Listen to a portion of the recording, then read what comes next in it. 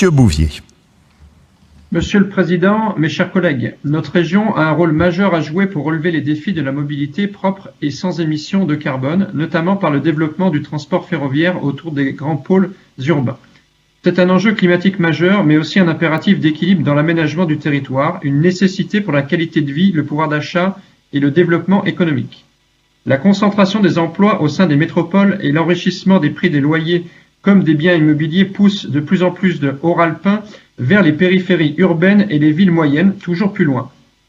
C'est un fait de société que nous devons accompagner pour maîtriser les conséquences et en faire une dynamique vertueuse.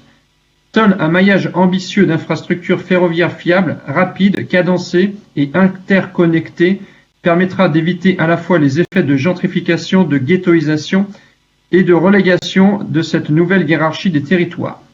Notre région est à cet égard un cas d'école avec Lyon, Grenoble, Saint-Étienne et Clermont-Ferrand, mais aussi un lien stratégique avec Genève et son aire urbaine frontalière.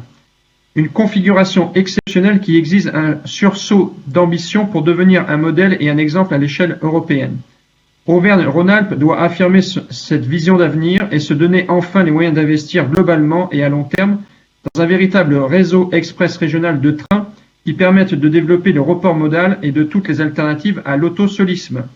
Nous proposons d'inscrire 5 millions d'euros au budget de façon à identifier les conditions de réalisation d'un RER métropolitain à l'échelle des grands pôles régionaux. Je vous remercie.